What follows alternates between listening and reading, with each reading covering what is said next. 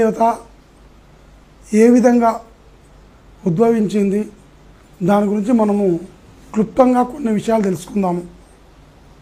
చండీ పరదేవత రంగానే మహాకాళి, మహాలక్ష్మి, మహాసరస్వతి స్వరూపిణి ఈ చండీ పరదేవత. ఈ చండీ పరదేవతకు సమస్త దేవతల యొక్క ఆయుధాలు, సమస్త దేవతల యొక్క శక్తిని కూడా ఇచ్చినటువంటి పరదేవత ఈ చండీ పరదేవత.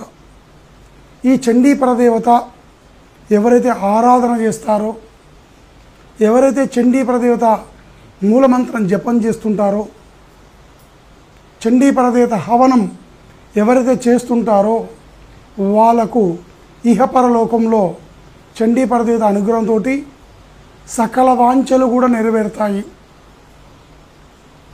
కలియుగంలో గణపతి, తర్వాత చండీ పరదేవత.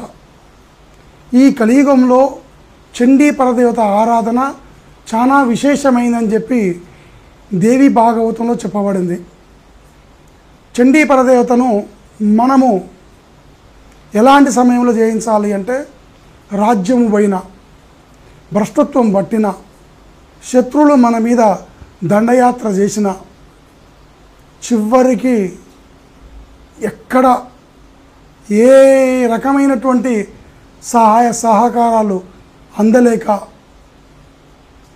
మనము చివరిలో ఇంకా ఎవ్వరూ లేరు, మనకు నా ప్రాణం పోతుందేమో అనే సమయంలో ఈ చండీ పరదేవత ఆరాధన మనం ఎప్పుడైతే చేస్తుంటామో మళ్ళీ మన జీవితం ఆ రోజున స్టార్ట్ అయ్యి ఆ అమ్మవారి అనుగ్రహం చేత మనకు ఏ సమస్యలతోటి బాధపడుతూ ఉంటామో ఆ సమస్యలన్నీ కూడా తొలగిపోయి చండీ పరదేవత అనుగ్రహంతో రాజ్యము, కుటుంబ సౌఖ్యము, గ్రహస్థితి, మానవులతోటి వచ్చే గ్రహస్థితి కానీ, అకాల మృత్యు కానీ, ఏ దోషాలు ఉన్నా కూడా ఈ చండీ పరదేవత వలన అవన్నీ కూడా తొలగిపోతాయి.